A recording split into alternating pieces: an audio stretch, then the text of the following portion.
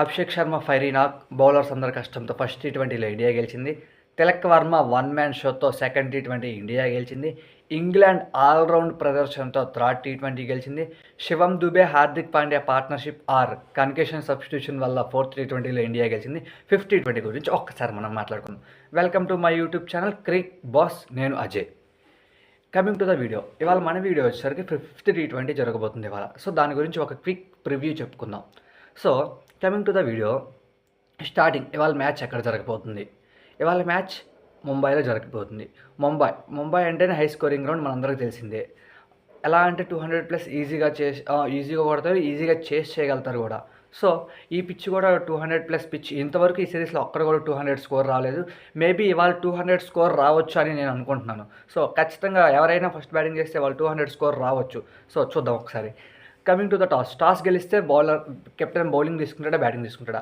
ఖచ్చితంగా టాస్ గెలిచిన captain bowling మాత్రమే తీసుకుంటాడు. ఎందుకంటే ఈ వాంఖేడే స్టేడియంలో సెకండ్ బ్యాటింగ్ చేసే టీం విన్ పర్సెంట్ రేషియో ఎక్కువ ఉంది కాబట్టి ఖచ్చితంగా టాస్ గెలిచిన కెప్టెన్ బౌలింగే ఎంచుకునే అవకాశం కన్ఫామ్గా ఉంటుంది. గుర్తుపెట్టుకొని, టాస్ గెలిచిన కెప్టెన్ బౌలింగ్ మాత్రమే ఎంచుకుంటారు. So first innings average, second innings average, winnowing ratio ఎలా ఉంది? యావరేజ్ 190+ ఉంది ఈ గ్రౌండ్లో. మంచి స్కోరింగ్, హై స్కోరింగ్ గ్రౌండ్ అవ్వచ్చు, మంచిగా బ్యాటింగ్ పిచ్గా కూడా ఉంటుంది ఇది. సో ఇంగ్లాండ్ ప్లేయర్స్కు అనుకూలంగా ఉండే గ్రౌండ్, అంటే వాళ్ళకి ఈ గ్రౌండ్ అనేది హార్డ్ హిట్టింగ్కి ఉపయోగపడుతూ, హార్డ్ హిట్టింగ్ చేయగలిగే ప్రతి బాల్ హార్డ్ హిట్టింగ్ బ్యాట్మెన్కి వస్తే బాగా ఆడతారు. సో వాళ్ళకి వాళ్ళ అగ్రెసివ్ ప్లేకి ఈ గ్రౌండ్ ఖచ్చితంగా సూట్ అవుతుంది. So England have high chances to win. So average first innings score 190+. Chasing టీమ్కి high chances to win. Chasing టీమ్కి ఎక్కువ ఛాన్సెస్ విన్ ఉన్నాయి గెలవడానికి. ఆ తర్వాత వచ్చేసరికి ప్లేయింగ్ లెవెన్స్లో ఏమైనా చేంజ్ ఉంటుందా? ఇంగ్లాండ్ ప్లేయింగ్ లెవెన్లో ఎటువంటి చేంజ్ ఉండకపోవచ్చు. ఎందుకు అంటే వాళ్ళు ఫోర్త్ టీ20లో కూడా ఇదే ప్లేయింగ్ లెవెన్తో మంచిగా ఆడారు, ఒక మిడిల్ ఆర్డర్లో. ఐ థింక్ ఈసారి బ్యాటింగ్ ఆర్డర్ షఫుల్ చేస్తారేమో కానీ ప్లేయింగ్ లెవెన్లో ఎటువంటి చేంజ్ చేస్తారని నేను అనుకోవట్లేదు. ఆ తర్వాత ఇండియన్ ప్లేయింగ్ లెవెన్. శివం దుబేకి లాస్ట్ మ్యాచ్ ఇంజురీ అయిన సంగతి మనకు అందరికీ తెలిసిందే.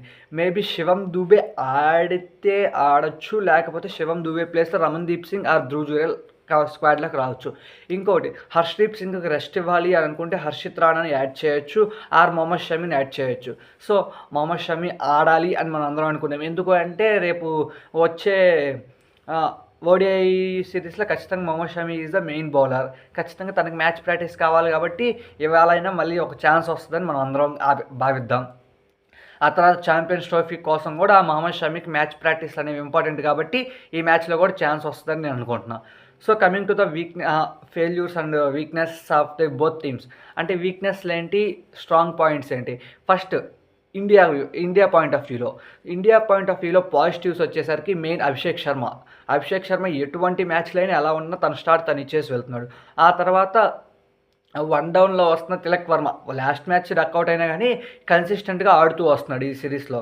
ఆ తర్వాత వచ్చేసరికి మిడిల్ ఆర్డర్లో హార్దిక్ పాండ్యా, హీఈస్ అన్ అగ్రెసివ్ ప్లేయర్. మనందరికీ తెలిసిన హార్దిక్ పాండ్యా గురించి థర్డ్ మ్యాచ్ విమర్శలు అందుకున్నా కానీ ఫోర్త్ మ్యాచ్లో తనదైన స్టైల్లో సమాధానం ఇచ్చాడు. తర్వాత పాజిటివ్స్ విషయానికి వస్తే ఇండియన్ స్పిన్నర్స్ చాలా మంచి పాజిటివ్గా మారారు ఇండియాకి.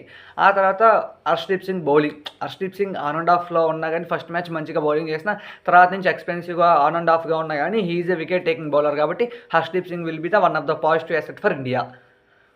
ఆ తర్వాత ఫెయిల్యూర్స్ గురించి మనం చెప్పుకోవాలంటే రెండు పేర్లు గుర్తొస్తాయి.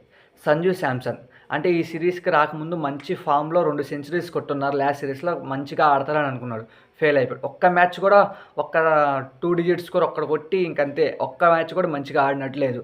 ఆ తర్వాత వచ్చేసరికి స్కై అస్సలు ఈ అనుకున్న స్థాయిలో కాదు కదా. అసలు ఈ స్కై రేంజ్లో 10% బ్యాటింగ్ కూడా ఈ సిరీస్లో మనం చూడలేదు. So it is a major concern for the Indian team. ఆ 2 పాయింట్ ఆఫ్ వ్యూ, ఆ 2 జోన్స్ మంచిగా కన్సర్న్ అయిపోయింది ఇండియా టీంకి. సో వాళ్ళిద్దరిలో ఒక్కళ్ళైనా ఫామ్లోకి వస్తే ఇవాళ ఈజీగా మ్యాచ్ ఇండియా గెలుస్తుంది. చూద్దాం ఇండియా ఎలా ఆడుతుందో ఈ టీం. తర్వాత ఇంగ్లాండ్ విషయానికి వస్తే ఇంగ్లాండ్ పాజిటివ్స్ చాలా ఉన్నాయి, చాలా కాదు పర్లేదు. ఇంగ్లాండ్ కూడా సేమ్ సిచ్యువేషన్స్లో ఉన్నాయి. ఎందుకు? ఇండియా ఒక ఓపెనర్ ఫెయిల్ అవుతున్నారు, ఇంగ్లాండ్ ఓపెనర్ కూడా ఒక ఓపెనర్ ఫెయిల్ అవుతున్నారు. ఆ తర్వాత ఇండియా వన్ డౌన్ బ్యాట్స్మెన్ మంచిగా ఆడుతున్నారు, ఇక్కడ వన్ డౌన్ బ్యాట్స్మెన్ మంచిగా ఆడుతున్నారు. ఇండియన్ సెకండ్ ఓపెనర్ మంచిగా ఆడుతున్నారు, ఇక్కడ ఇంగ్లాండ్ సెకండ్ ఓపెనర్ కూడా మంచిగా ఆడుతున్నారు. ఇంగ్లాండ్ మిడిల్ ఆర్డర్లో హ్యారీ బ్రూక్ ఫామ్లోకి వచ్చి ఇట్లా ఎవరో ఒకళ్ళిద్దరు ఫామ్లో లేరు. ఇక్కడ ఇండియాలో కూడా same on and off performance ఉన్నాయి మిడిల్ ఆర్డర్స్లో. ఆ తర్వాత ఇంగ్లాండ్ విషయానికి వస్తే మెయిన్ కన్సర్న్గా ఏం పాజిటివ్స్గా అంటే Jos Buttler form, Harry Brook ఫామ్లోకి రావటం, బెన్ డెకెట్ ఈజ్ ఆన్ ఫామ్లో ఉండటం. ఆ తర్వాత వచ్చేసరికి allrounders Jamie Overton and Liam Livingstone on and off performance. ఆ తర్వాత వచ్చేసరికి మెయిన్ బౌలర్స్ విషయానికి వస్తే వాళ్ళ పేస్ అటాక్ వాళ్ళకి ఎప్పుడు బలంగానే చూసుకుంటారు. కొంచెం ఎక్స్పెన్సివ్గా మారినా కానీ వికెట్లన్నీ వాళ్ళ పేస్ అటాకే అందిస్తారు. ఆ తర్వాత weakness second opener Philip Salt ఆడకపోవటం, మిడిల్ ఆర్డర్లో స్పిన్ని ఎదుర్కోవడం కష్టంగా ఉంది. వాళ్ళు ఆ ఒక 10 ఓవర్స్ ఆ స్పిన్ని కొంచెం నీట్గా నెగోషియేట్ చేస్తూ ఓవర్కి 7 per అట్లా కొట్టుకుంటూ వస్తే వాళ్ళు ఈజీగా స్కోర్ 200 కొట్టగలరు. వాళ్ళకి ఉన్న స్టామినా ప్రకారం మంచిగా ఆడే కెపాసిటీ ఉన్న ప్లేయర్స్ వాళ్ళందరూ స్పిన్ నెగోషియేట్ చేయలేకపోతున్నారు. ఆ తర్వాత ఇంకో కన్సర్న్ వచ్చేసరికి అంటే మన పాయింట్ ఆఫ్ వ్యూలో గెలవడానికి వాళ్ళు ఓడిపోవడానికి కారణం ఏంటంటే వాళ్ళ దగ్గర సరైన స్పిన్నర్ లేకపోవడం అదొక కారణం. సో ఇలా ఇంగ్లాండ్ తరఫున కూడా కొన్ని పాజిటివ్స్ ఉన్నాయి, కొన్ని నెగిటివ్స్ ఉన్నాయి.